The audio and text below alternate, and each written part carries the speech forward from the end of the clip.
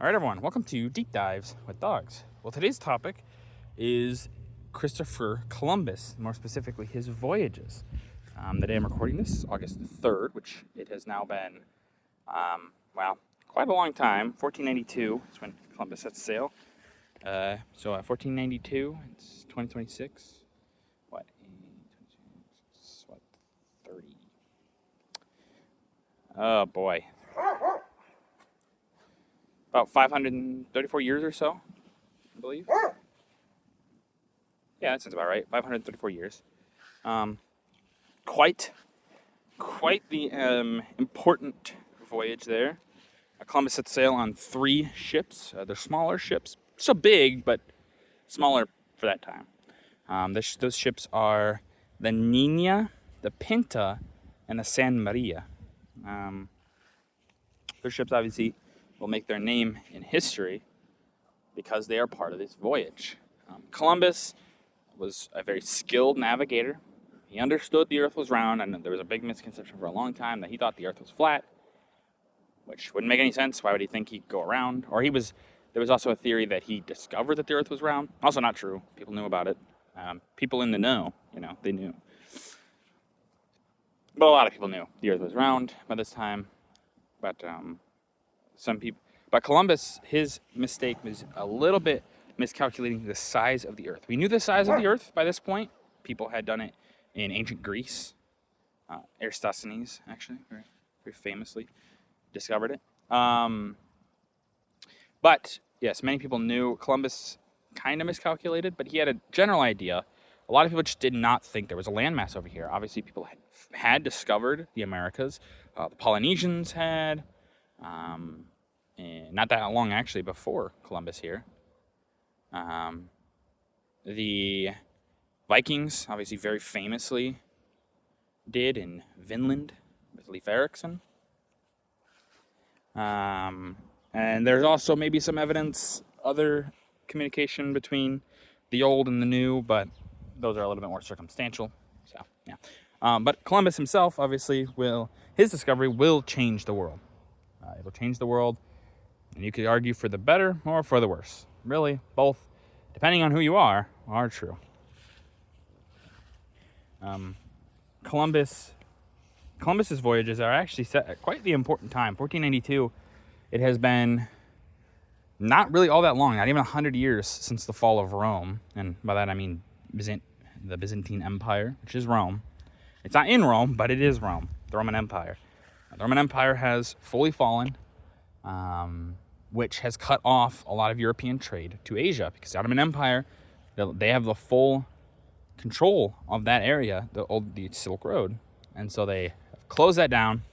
That's kind of why Columbus is allowed to make these voyages. Columbus himself is an Italian man, gets funded by the Spanish king. I know a lot of people believe he's a Spaniard. He's not.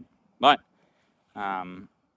yes, he gets funded by the Spanish crown, which is actually a newer crown, really, at this point.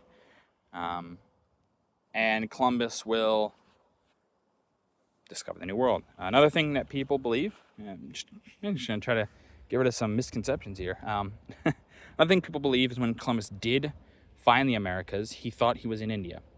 Not really. Columbus knew what India was like, and he knew when he landed, he's like, these are not the Indians, but people say, well, he called them Indians. Well, first off, India wasn't actually called India at that time either. They were called by a different name, and I can't recall it right off the top of my head right this second, but they were not called Indians to begin with. And the name that Columbus called the Native Americans, Indians, as he called them, it actually it's not in reference to India or the people of India, which wasn't called that, like I said. It was actually calling them the children of God. Which, not that crazy to really call people. If you don't know what their name is or who they are, everyone is a child of God. So calling them children of God, not that crazy, just realistically.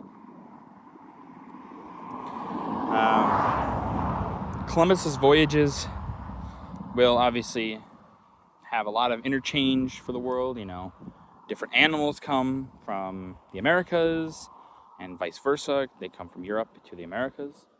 You'll have an exchange of crops, things like the tomato, corn, tobacco, actually, as well. A few other crops as well that'll come from the Americas.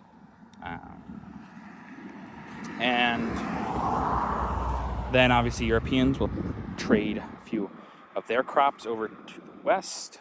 Obviously one of the bigger important animals to come over with Columbus and the Spaniards in general, not necessarily Columbus himself, because he was not necessarily trying to bring stuff over to colonize initially, but the animals that would come over would be the horse, one of the more important animals to come to the West.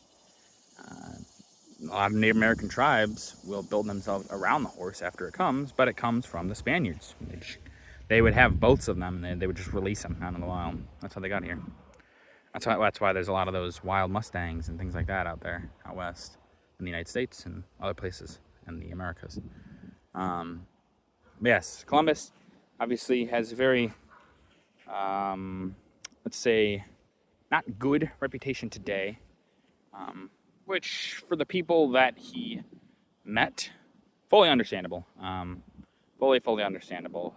His dealings with the Native Americans himself were pretty brutal, even for the time. A lot of people thought Columbus was maybe a little too brutal. But his discovery will still shape the world we live in today, and will have happened at some point. If not Columbus, somebody else would have found the Americas. And the events would have transpired kind of similar. Maybe not, they wouldn't have discovered maybe the exact same spot. No, maybe not.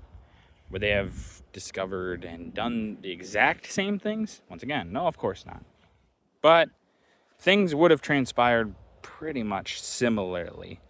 The time would not have changed. So is Columbus unique in that? No, not really. But he is unique for the fact that he's the one that did it, which is pretty important. But that'll do it for this video. If you guys like the video, leave a like. If you have any ways you can improve on these videos, leave a comment down below. I always appreciate your feedback. And as always, subscribe. It really does help out the channel. Thank you.